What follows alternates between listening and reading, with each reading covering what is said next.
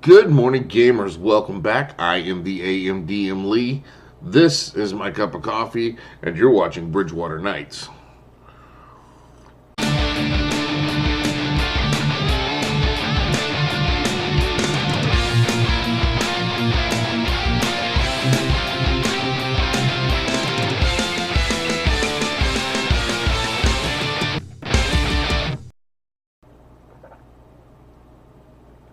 Oh, perfect temperature, nice and hot, but not too hot, just hot enough that you can drink it. I like it when it's that temperature. So, slightly different setup today. Um, got a new camera. Finally got a quality webcam, and so I'm playing around with a new setup. I do realize I need some sort of front light, but I don't have one because it's too dark without one. So I need to. Right now, I'm using the flashlights on my phone. I'll play around with the setup some more, and get some proper lighting set up. Eventually, you know me. It's been almost a year since I've been doing this, so anyway, BridgeWater Nights. Okay, so our intrepid adventurers had went back into their base full of these cult members. They had themselves locked up in the temple part of the base. Now, mind you, the base is separated out. Each section of the base is only connected to the other parts of the base by a permanent teleporter. So it's a way to keep things separate. So with these teleporters set up, excuse me, they're able to sequester themselves into certain parts of the base. So they did this. They sequestered themselves into the temple area and proceeded to attempt to take a long rest. It did not work. People started showing up. Patrols. Hey, why is this locked? What's going on in there? So they successfully convinced the guard that they had somebody in there for some sexy lady time. And they eventually say, that's it. We can't stay here. Let's go. So they get out of the base. They go take a long rest and head back to the Tipsy Drow. They get back to the Drow.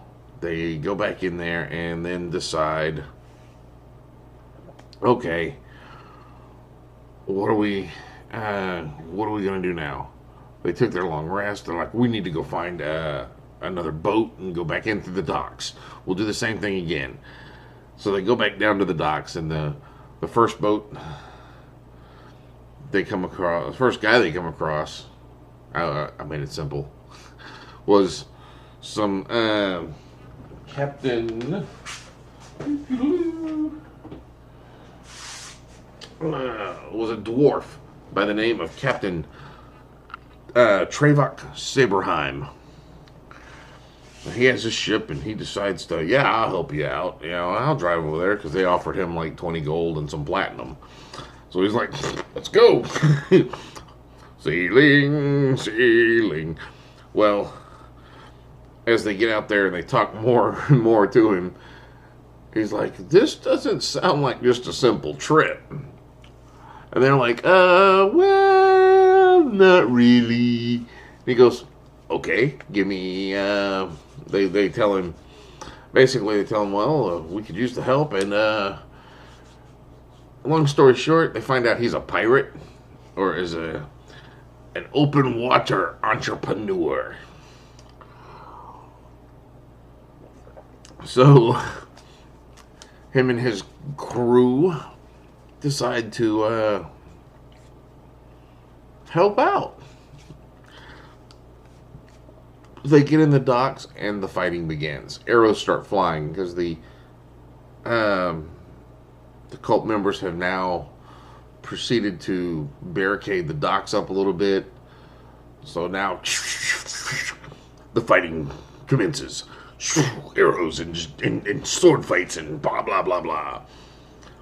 They get all in there and they teleport into the arena part, the training area, which they knew that's where the ritual was going to be. That's where they threw all this stuff and figured it out. And I know I'm leaving stuff out. There's too much to cover. I have to start streaming these games. So they get in there, and in the center there's a figure who's chanting. Of course, there's a figure who's chanting. He's trying to summon some demon fiend. So he's and he's surrounded by the prisoners who are all manacled together in the center of the combat thing. So they get there. There's pirates fighting cult members and cultists versus pirates. That needs to be a game. So it was mine. So the cult members are fighting pirates, and the party is making their way up there, just swords and magics and shit going all over the place. They get up there. They finally take this guy out the middle. The chanting there stops. The cult members all step back. Look over at their fallen lord, or their fallen leader, and slit their own throats. They were the sacrifice. Oh, I love doing things like that. And watching the party go, oh, damn. And then the lights go out. And then the lights come back on. And there's no one there. So they're like, okay, cool. Let's get these guys, these kidnapped people out. Well, then something is there. And I believe it's called an orthon, orlathon. It is a fiend.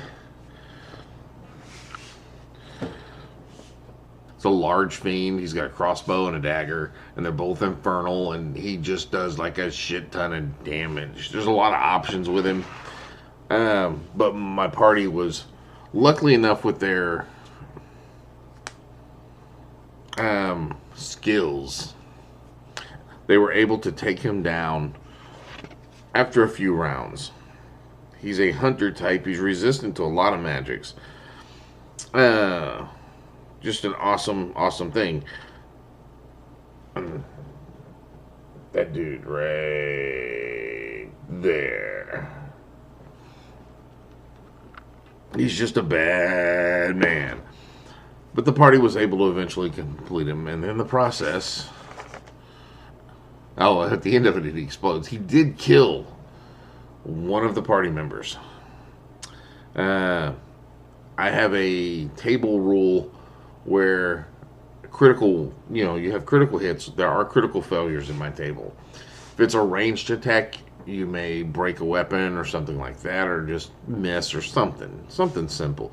If it's a melee attack, it offers up an opportunity for the villain to get a attack of opportunity. So that happened. So I rolled on the attack of opportunity that the bard created. I crit on the attack of opportunity. I did 57 points of damage. The bard had just enough hit points to absorb 22 of those, I think. Anyway, he absorbed a few, but the rest of the damage went over his max hit points. And the bard was no more in one shot. They did eventually take the creature down, but we lost the bard. It happens. Welcome to Dungeons and Dragons. Now, in the melee, in the final ends, when the creature was finally destroyed, and it explodes when it gets destroyed, which is awesome. There are three figures standing, blinking in and out of existence in the center of the ring. Are they friend? Are they foe? Well, I guess we'll find out next game session, because that's when they're going to be introduced. Well, that's all I got for now, guys. If you like these videos, please click on the like button. If you think someone else would like them, please click on the share. Every like is an inspiration, every share is an advantage, and every subscription is an experience point. Help me gain 300 experience points so I can get the second level. And as always, the AMDM does hereby authorize you, the viewer, to gain 10 I couldn't figure out where my new camera stuff is. 10 experience points for every video that you share. That's all I got for now, so go forth and roll some dice. Now it's a whole new